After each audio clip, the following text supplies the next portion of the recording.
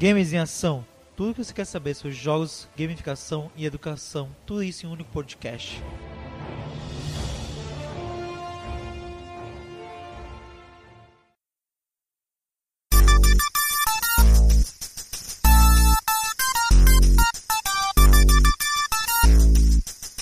Começando mais um episódio do podcast Games em Ação. Aqui tem tudo sobre gamificação e jogos, quanto na área corporativa quanto na área educacional. Aqui tem diversos convidados e, por sinal, este episódio é o 54. Então tem muito episódio que você não ouviu. E eu duvido você fazer maratona Games em Ação. Então vá lá atrás, vá fazer feito tudo que se faz de maratona dessas séries e assista do primeiro até o 54. São 54 episódios falando sobre jogos e gamificação, sobre nas mais diferentes áreas com pessoas do Brasil inteiro. Inclusive pessoas de fora do Brasil também. Então tem alguns episódios com pessoas de fora do Brasil, alguns episódios presenciais, alguns remotos, no caso da pandemia, antes mesmo da pandemia eu já gravava alguns remotos. Então tem uma diversidade muito grande de conteúdos para se informar e tudo gratuito, são mais de 20 horas de qualidade para você.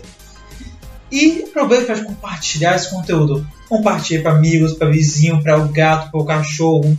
Também para o cachorro e para o gato não, porque eles não vão gostar também não será muito prazeroso para eles. Mas tente aí mesmo manifestar esse fato de compartilhar por toda a sua família, por toda a sua região. Vai na rua, compartilhe, vai num carro do vizinho, também compartilhe, não vá não. Na real, não vá não. Ah não, que você vai ser adetado como um doido, maluco, como a gente é, eu e você. A gente fica ouvindo uma voz que fala com a gente e emite um som, entendeu? Essa voz é a gente mesmo e a gente ouve todos os dias. Então vá não. A gente é maluco sim, mas não precisa demonstrar essa maluqueza todos os dias não. A gente demonstra nas nossas casas, nos nossos aconchegos. Precisa levar mais à frente não. Mas divulgue, compartilhe nas redes sociais, poste no Instagram, poste nos Stories, eu fico muito feliz. E marque a gente, Ei Games em Ação. No Instagram, repetindo, Ei Games em Ação. Ei e Games em Ação. Basta isso, marca a gente, segue a gente e a gente vai amar te conhecer cada vez mais e amar sua opinião, ouvir você, entender mais como você gosta de fazer, o que você gosta, que tipo de conteúdo você gosta de fazer. Então siga, é muito importante. E aproveite e siga também. Tem um botão aqui se mostra seguir ou se inscrever ou me apertar o sininho, qualquer uma das plataformas que a gente está no YouTube, está no Spotify, está no Cashbox, está no Apple Podcast, em todas as plataformas praticamente. Tem diversas coisas que parecem seguir, tocar o dar like no YouTube, curtir no Spotify, se inscrever no YouTube e também no Apple Podcast. E também tem diversas coisas que você pode fazer e você deve fazer, entendeu? Não custa nada, mas para mim faz muita diferença. Para você não custa nada, mas para mim faz muita diferença. Compreenda isso. Então, por favor, faça isso. Você tem um momento para ir lá e curtir todos possível. Já que você deve fazer maratona? Pô, maratona eu vou curtir todos. Aproveite e faça isso também, que a gente agradece muito. Hoje a gente vai fazer um bate-papo com Felipe Oliveira sobre gamificação no governo público. Já imaginou isso? Como se gamificar, como o governo público gamifica os seus aplicativos para os seus usuários se engajarem a fazer as coisas nos seus aplicativos. Quer dizer, o governo federal atualmente gamifica os aplicativos, sim, gamifica. E ele deve ter sobre essa temática hoje. Então fica aqui com a gente que a gente vai começar a bate-papo.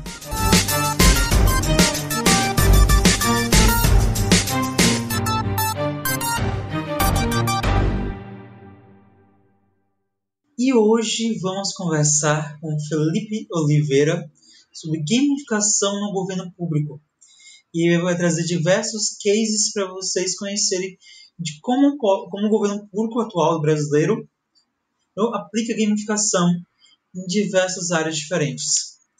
Queria pedir para o Felipe Oliveira se apresentar, falar um pouquinho de quem ele é no mundo dos games.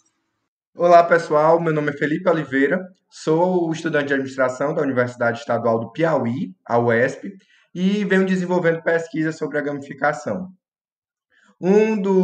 Dos maiores ganhos que eu fiz para a gamificação foi a aplicação da gamificação estratégica, que é uma teoria nova no qual a gente vai olhar a gamificação com foco nas vantagens que ela gera e não no engajamento em si. O engajamento ele se torna um meio dessa, desse aprendizado. Por exemplo, uma empresa adota a gamificação porque ela quer lucrar com isso. Ela quer que as pessoas utilizem cada vez mais seu produto. Então, o engajamento dessa forma é um meio. E o fim já seria as vantagens competitivas que essa organização vai ter. Meu nome é Felipe Oliveira, como já foi apresentado. Nasci no dia 4 de 4 de 2000. Sou de uma geração aí que já nasceu olhando para um computador e dizendo, oh, saudade do que a gente não viveu ainda.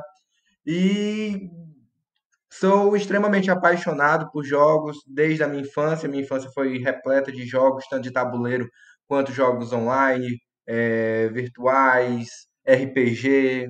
Durante o seu trabalho com gamificação, você tem diversos materiais publicados, diversos artigos, diversos e-books, mas sobre diferentes áreas. Sobre a área estratégica, sobre a área corporativa. Você tem diversos materiais lá no seu Instagram, que a gente vai mais à frente divulgar. Né? Mas eu queria entender um pouco mais por qual motivo, agora nesse momento, você escolheu pesquisar sobre educação no governo público. Muito boa, muito interessante a pergunta. Quando a gente fala em gamificação e a gente vai fazer uma pesquisa, pode ser no Google, vamos olhar o Google Acadêmico, a gente faz uma pesquisa no Google Acadêmico. Gamificação. Os resultados que a gente vai obter lá são resultados na área da educação, ou quando a gente vai, na grande maioria, na área da educação. Mas quando a gente vai olhar assim na parte de empresas, organizações, a gente vai ver que a maioria, a grande parte, quase 99%, está na gestão privada. As empresas privadas dominam esse setor, até porque elas são mais fáceis de aderir à inovação. Olha o seguinte exemplo. Na gestão privada, a gente pode diferenciar o nosso cliente. Dizer, ó, esse aqui é o cliente VIP, o Very Important Person. Na gestão pública, não. A gente não pode ter um cliente VIP. A gente tem que tratar todo mundo igual. Todo mundo é igual perante a lei. Então, isso é muito complicado a gente tentar colocar uma inovação é, de uma forma assim bruta na gestão pública. Então, o que é que a gente tem que fazer? A gente tem que pegar a gamificação que ocorre na gestão privada, adaptar, criar um framework de adaptação para colocar na gestão pública. E isso é o que é apaixonante, porque a gente consegue identificar cases bem desenvolvidos na gestão privada e diz, olha, agora a gente pode aplicar para melhorar para uma sociedade inteira na gestão pública.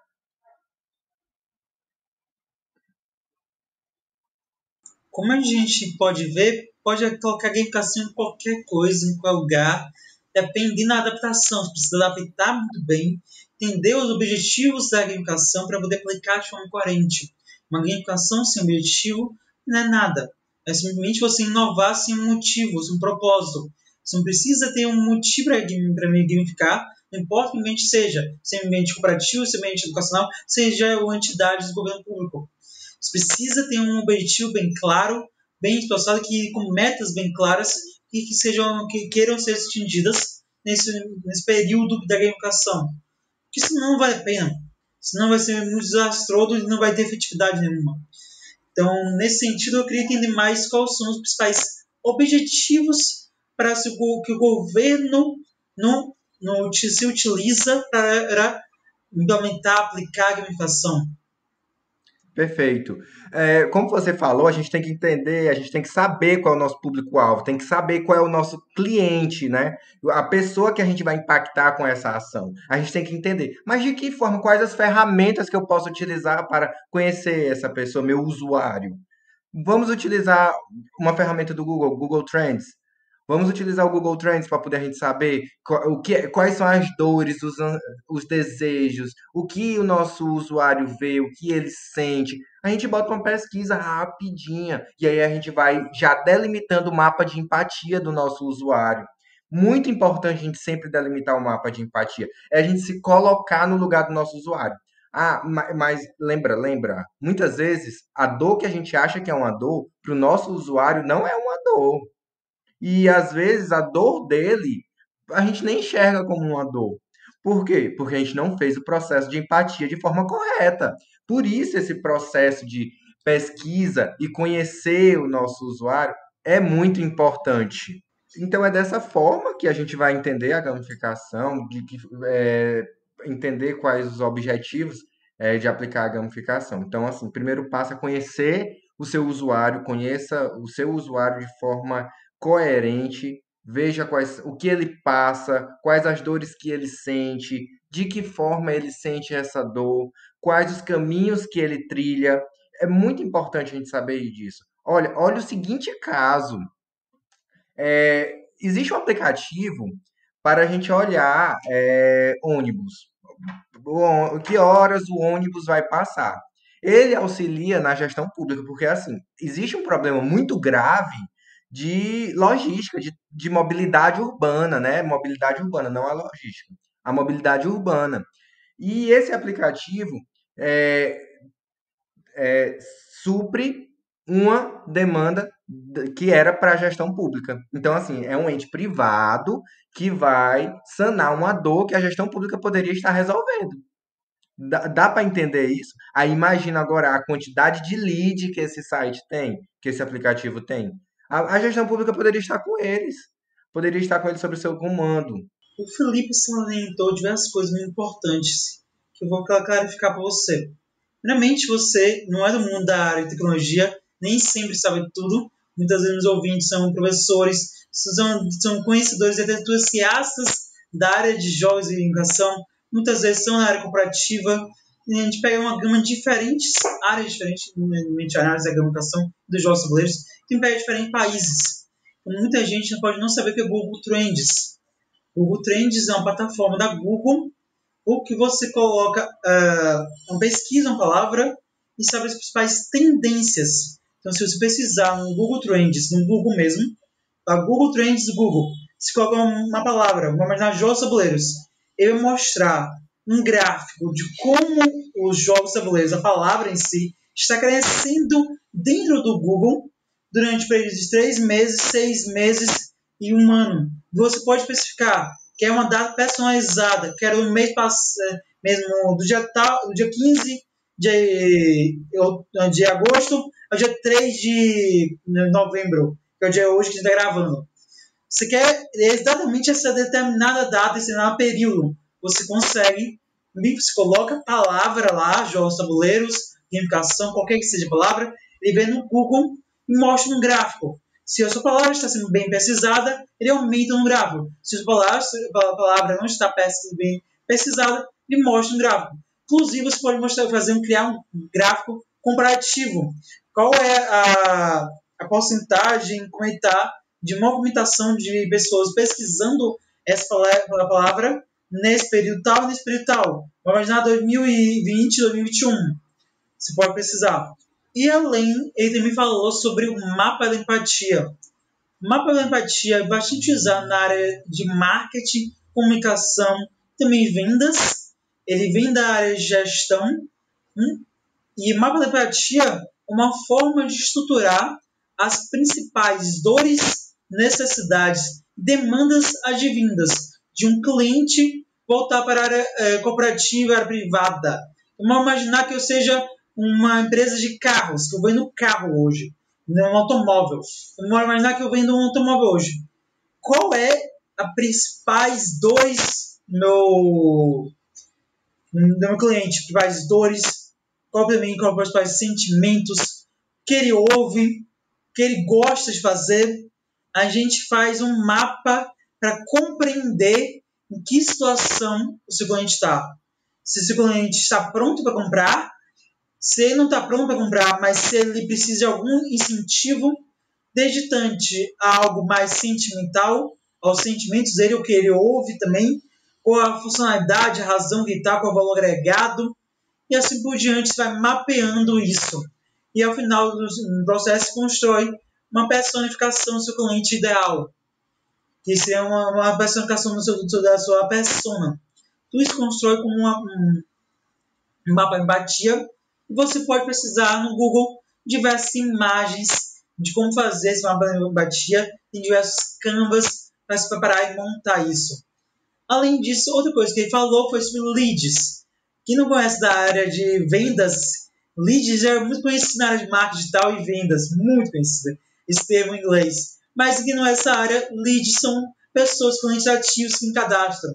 Vamos imaginar que eu lance um e-book gratuito ou até um infográfico gratuito. E eu quero com isso pegar contatos, e-mails, números, para poder engajar minha audiência com mais publicações até eu vender algo com você. Ou vender ou simplesmente engajar você com conteúdos interessantes.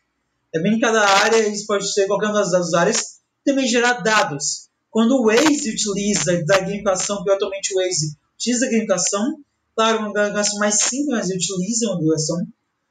Quando ele utiliza, ele quer gerar dados do transporte, da questão da rua, quando está tendo um assalto, se está tendo uma blitz, se está tendo uma batida, se está trânsito com mais densidade.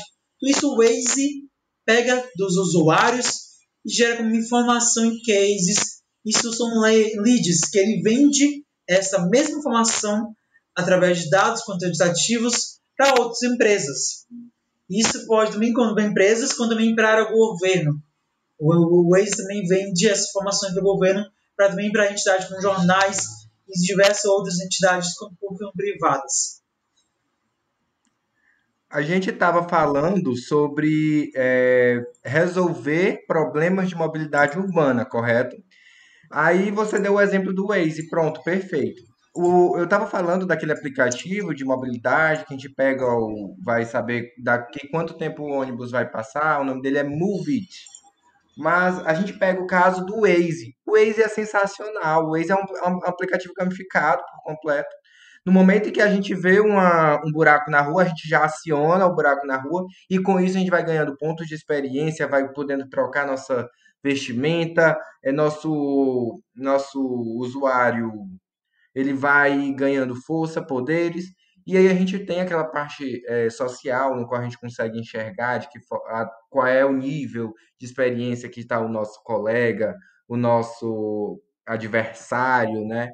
Porque, querendo ou não, gera uma competição para saber quem é o melhor cidadão. E aí ele tem uma ligação com a gestão pública sensacional, porque ele vai solucionar um problema que é da gestão pública em si. O sinal ele auxilia bastante a gestão pública quando tange a mobilidade. Muito mesmo entes funcionários da gestão pública pesquisam através dele e também muitos jornais de grandes emissoras brasileiras utilizam ele como principal referência. Então, existem jornais que utilizam ele para saber de um acidente que aconteceu numa vida principal de uma grande cidade. E o aplicativo Movement ele sim permite você ver os horários em diversos locais do Brasil, diversas cidades. Claro que não alcança todas as cidades do Brasil, não alcança a cidade mais do interior, mas ele sim com as principais capitais do Brasil e são localizados em algumas principais localidades. E sim é voltado a você ver horários e ver quando o seu ônibus vai chegar no seu ponto específico.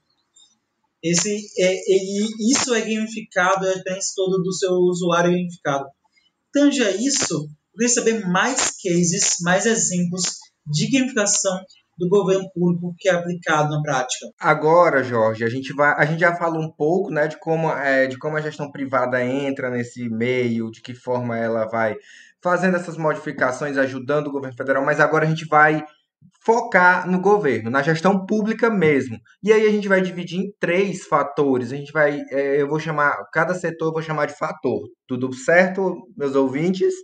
Então tá, vamos lá. Primeiro fator vai ser o governo federal. Sem dúvida, a gente tem que falar sobre ele. Depois, a gente vai ter que falar sobre o segundo fator, que vai ser o governo estadual, de que forma os estados estão utilizando isso. E na terceira via, né, o terceiro fator é o governo municipal. E aí a gente vai focando nisso até o fim da nossa conversa, tá bom? No primeiro fator, que é o governo federal, a gente pode destacar dois aplicativos vamos lá, vamos traçar a jornada do usuário para poder a gente chegar a esse aplicativo. Jornada do usuário é o caminho que a gente percorre para encontrar esse aplicativo. Vamos digitar gov.br no nosso buscador, aí a gente vai abrir o site do governo federal.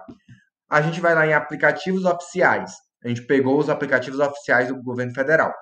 Nisso, a gente vai procurar lá, Cidadão Mais Brasil.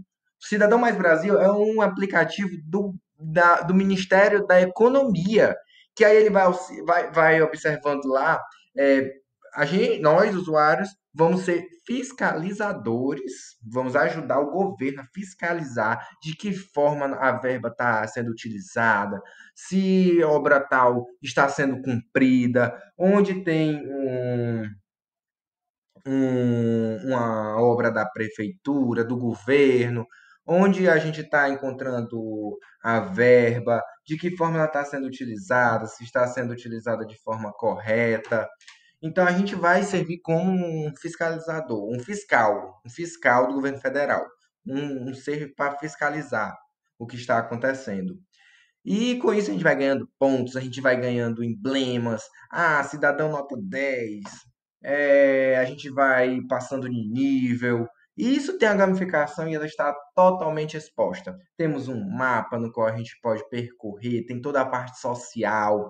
E o outro aplicativo que a gente vai discutir aqui é o Enem, é o Enem, é o Enem NEP.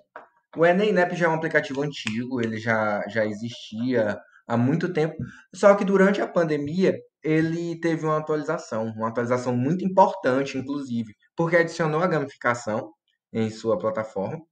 E agora, os usuários, que são estudantes, são pessoas que estavam impossibilitadas de ir para a escola no período de pandemia, estavam impossibilitados de ir à escola, começaram a estudar lá para resolver quizzes, para se preparar para o Enem.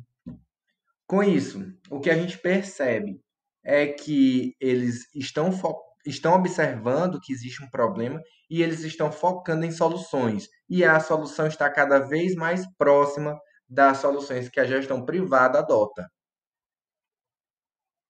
Tem alguma coisa a acrescentar, Jorge? Tem algumas coisas para acrescentar, várias coisas para acrescentar, sempre tem. Sempre temos algumas coisinhas para apresentar muito importantes sobre todos esses aplicativos que eles foram citados. Primeira coisa importante citar: esses aplicativos pregam uma necessidade do governo tem que atuar nesse sentido, e ele pega essa necessidade e atuam de forma para suprir essa necessidade que o governo deveria atender aos cidadãos. Nesse caso, os dois que citados é do Ministério da Economia, que é uma questão de fiscalização, se a verba está sendo utilizada, e também do Enem e NEB, que é um processo de você estudar e continuar mantendo o estudo de forma remota, principalmente na pandemia, que foi muita dificuldade para os pais, principalmente entidades públicas. Universidades privadas contrataram grandes empresas, grandes empresas, assim dizer, mas grandes plataformas gamificadas para suprir essa necessidade de dar aula remota, de materiais simulados, tudo isso. E mais os entes públicos, que é muito difícil, muito burocrático, se inserir por diversas demandas, porque eles precisam inserir, verificar a questão de todo mundo ter internet, a questão de todo mundo ter tecnologia. Em muitas das escolas não tem todo mundo tem tecnologia, nem todo mundo tem computador, nem todo mundo tem celular. Muitos na questão anterior são muito difíceis de acesso, inclusive, na internet. Então, tem algumas cidades do interior que não tem acesso à internet. Isso porque o Brasil é gigantesco e tem uma dimensão muito grande territorial. E também tem alguns locais que têm uma dificuldade de penetração dessas redes, como a da Amazônia. Muitas cidades dentro da Amazônia, no estado da Amazônia, né, que não tem do Amazonas. No estado do Amazonas não tem nenhum acesso à internet. Não é somente lá, tem diversos, como Roraima, Acre, Rondônia, também tem algumas cidades do Nordeste, como alguma cidade do interior da Bahia, que eu conheço, algumas das que a internet tem na região periférica. Dentro da cidade isso não existe ainda, porque ainda não chegou lá, infelizmente, ou felizmente em alguns casos. Muita gente não pode querer que a internet chegue em alguns locais. Mas a gente pode querer viver excluído da internet. Locais pretendem e querem fazer isso. Muitos povos querem fazer isso e por questão cultural também fazem isso. Mas uma coisa também de salientar, algum desses, principalmente do Enem e NEB, o Enem e NEB pegou uma ideia, de certo modo, ele apresentou uma ideia que existe no meio corporativo, existem diversas plataformas gamificadas que você simula e joga quizzes. O Devilzinho que você pode baixar aqui agora é uma plataforma gratuita, o Enem Game. O Enem Game é uma plataforma privada, você pode baixar, tem simulados e diversos materiais para estudar. Existe outra também que você pode fazer a mesma coisa, se você é menino, você vai ter uma ideia que o governo fez. Você vai baixar, o governo pode. Você deve baixar o Enem e NEB, pesquisa no Google. Pode pesquisar lá no Google que você vai achar facilmente. É muito importante a gente falar que não precisa a gente criar a roda quando a gente vai falar em inovação. Basta a gente pegar o que está funcionando e adaptar. Isso é que é inovar. Olha, lembra, qual é a diferença de criatividade para inovação? Inovação tem a palavra ação no final, gente. A gente precisa de uma criatividade e precisa de uma ação.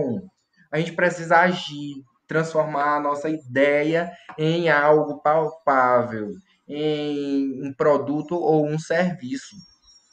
E aí agora a gente vai pular para a segunda fase, a segunda esfera, que é a parte do governo estadual. A gente vai falar agora sobre os mecanismos de cidadania fiscal.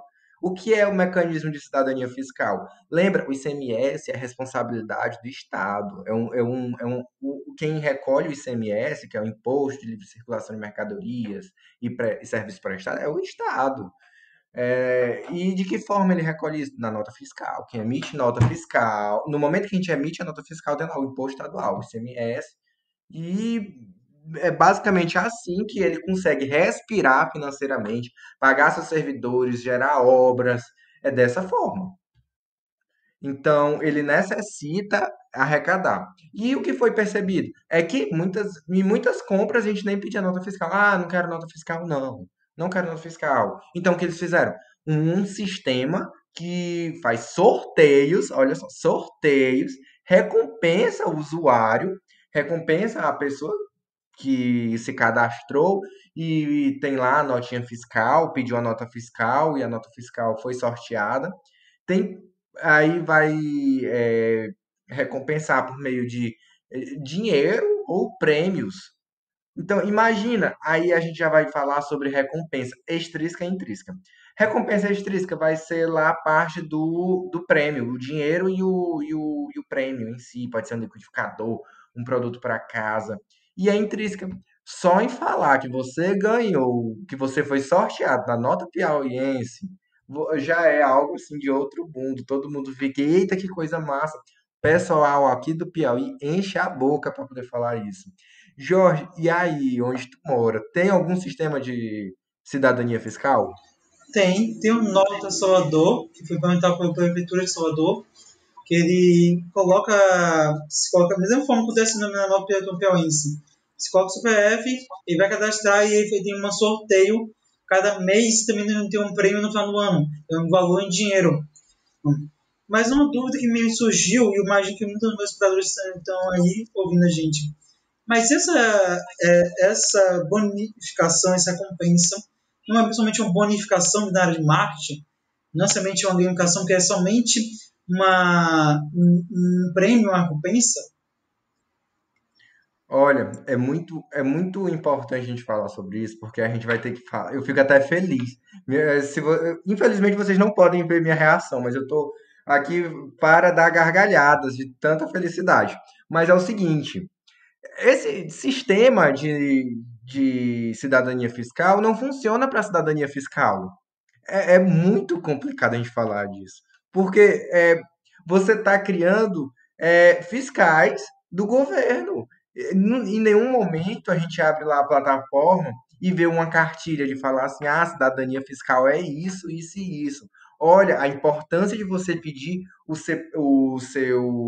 a sua nota fiscal é para evitar você comprar carga roubada, é para gerar renda, é para gerar receita para o Estado faz isso, isso e isso para melhorar a sua vida.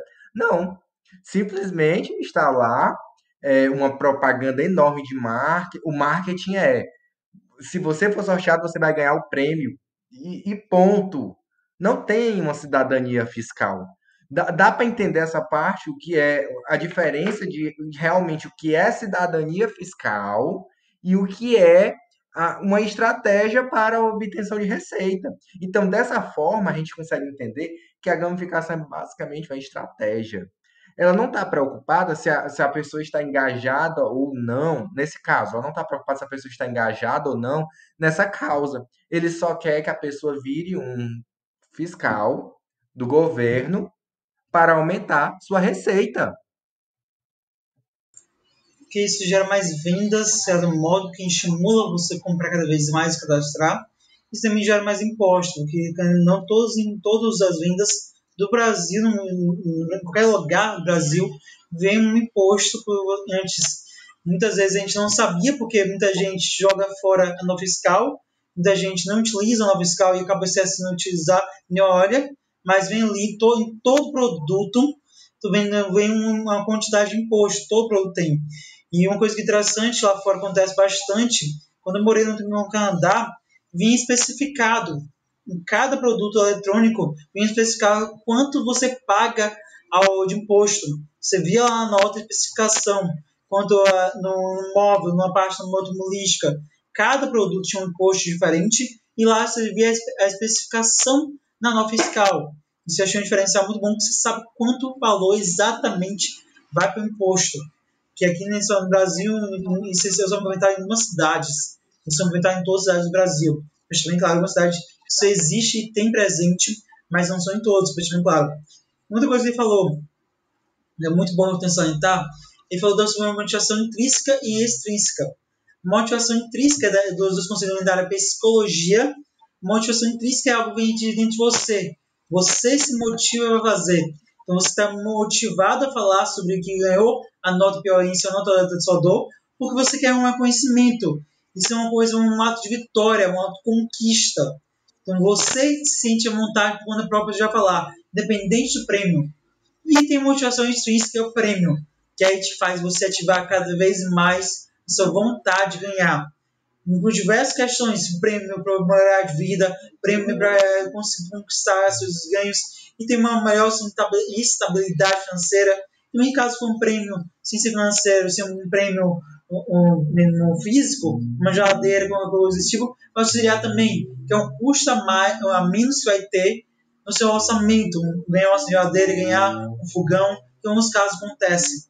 É um custo a menos que você tem e isso te motiva de forma extrínseca. É uma coisa que vem do seu exterior, uma coisa que vem de fora que te motiva a criar e procurar essa demanda cada vez mais. E também para entender cada vez mais esse processo, você falou que tem uma terceira via. Entender como mais é essa terceira via. A terceira via é a parte dos municípios, né? São as cidades. Como é que as cidades utilizam a gamificação? E é muito assim. Vamos falar que é algo assim ainda que ainda está sendo um tabu. Por quê? Porque há necessidade do setor privado para auxiliar as cidades nesse processo. Isso não tem dúvida. Por quê? Porque o problema de mobilidade urbana é uma demanda das cidades, as cidades que têm que resolver isso. Nós temos cada vez mais uma demanda sobre smart cities, cidades inteligentes, e eu vou desafiar vocês, ouvintes, a darem uma pesquisada no Google Trends sobre smart cities ou cidades inteligentes. Vejam o que está sendo pesquisado, com que frequência está sendo pesquisado as smart cities.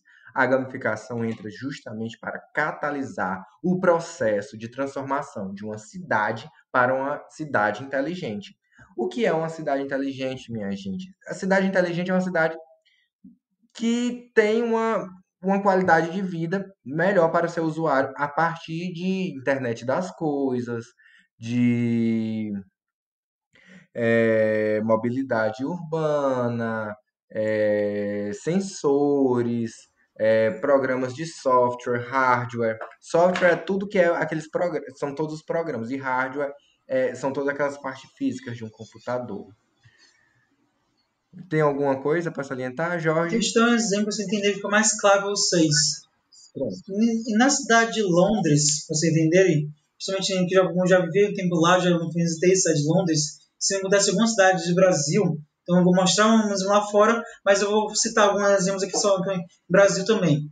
Na cidade de Londres, então, você tem um sensor, e além de câmeras em toda a cidade praticamente, mas tem sensores de movimento. Tem sensores em locais específicos, não é na cidade inteira, são locais específicos de uma autossegurança. Na frente, geralmente, locais na frente de bancos, na frente da bancos, farmácias, locais que têm poder aquisitivo, que são interessantes, tudo, inclusive locais dos órgãos públicos, eles têm um sensor de movimento. Então, aí percebe qual é o momento, quando a pessoa passa naquele momento, para saber também questão de dados, para saber quantas pessoas andam naquela região, para saber melhor a mobilidade, para você ter um número mais preciso de quantas pessoas por dia andam naquela região, mas também para manter a segurança do poder aquisitivo de bancos, poder aquisitivos de entidades públicas, para prever questões de ataques terroristas, casos muito poucos, mas ainda pode servir para prever ataques terroristas quando acontece. Isso pode tentar prever a oscilação da quantidade de pessoas, seria o local da pessoa, e também a Câmara auxilia nisso. Isso não acontece em algumas cidades brasileiras. Em São Paulo, em algumas regiões, tem câmeras vindas do poder público, que a principal é monitorar a questão de quantidade de pessoas que estão andando. São Paulo, na Avenida Paulista, tem algumas câmeras. Isso também tange a jornais, também auxiliam, e essa também dos jornais podem ser acionadas por entes públicos para pegar essas informações, essas câmeras de jornais, para utilizar nas suas pesquisas. Claro, isso tem com a licitação, com diversas burocracias que o governo tem. Não somente São Paulo tem, Curitiba também isso é feito. Curitiba, Paraná, mesmo Florianópolis, Rio de Janeiro, diversas cidades. Isso tem 11 regiões. Não é a cidade inteira, para deixar bem claro. Isso não é o foco, são câmeras que sim, mesmo, são específicas para a montação de carros e pessoas, carros, automóveis, todos os tipos. Não somente carros menores, mas carros médios, carros grandes, como caminhões de carga, diversos outros tipos diferentes. Sensacional. E a gamificação entra nisso justamente para poder entender qual é o caminho que o usuário está percorrendo, para poder gerar uma melhor qualidade de vida, melhor e maior qualidade de vida, para que as pessoas vivam mais e vivam melhor. Está parecendo um discurso até político, né? Essa parte, vamos utilizar a gamificação para isso. Não, então vamos mudar um pouquinho o foco e vamos ser mais objetivos. Então tá.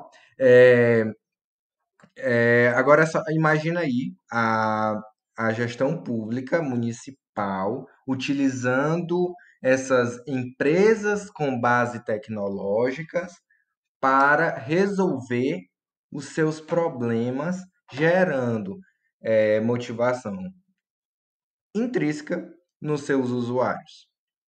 Então, a gente já percebe um fenômeno chamado Smart App Cities, que são cidades inteligentes que se apropriam de startups e fazem todo esse processo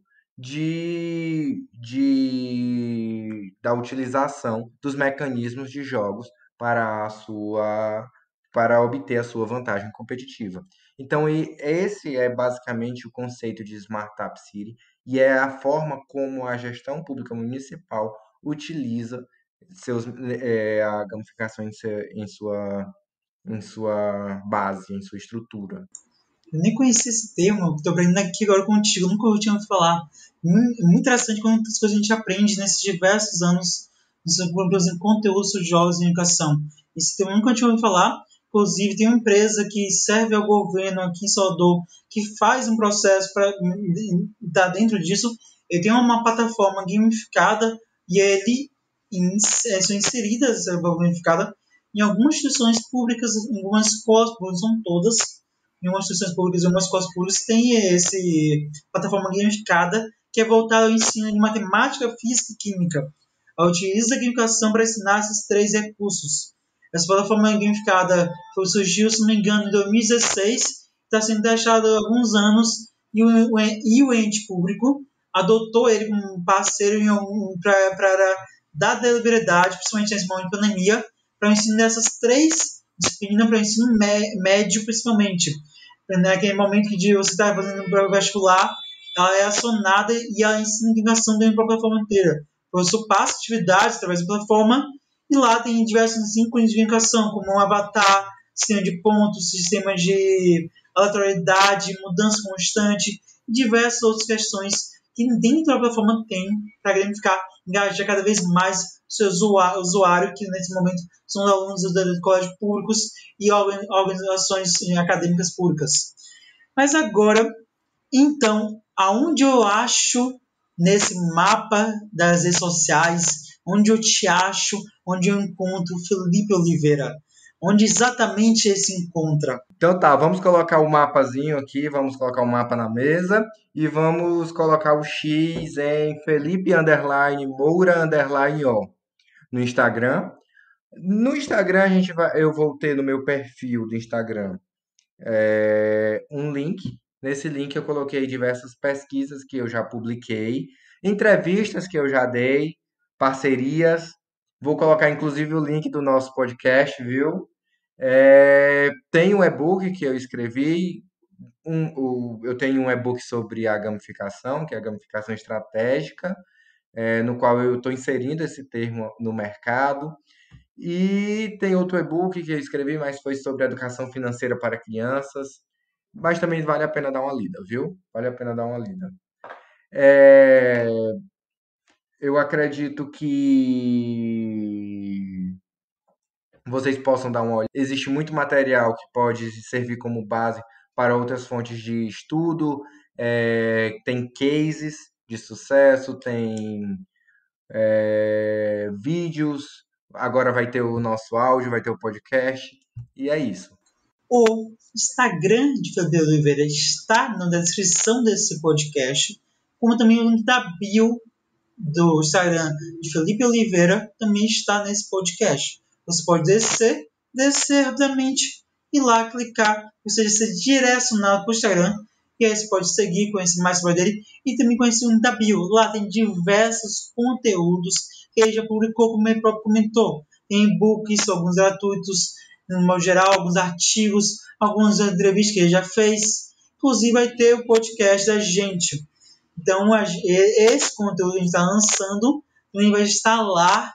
Então, você pode pesquisar, pode conhecer mais. Também aproveite para seguir o Ei Games em Ação, que é o Instagram principal do podcast, para saber sempre quando a gente lança um novo episódio, você ficar informado, você ouvir todos.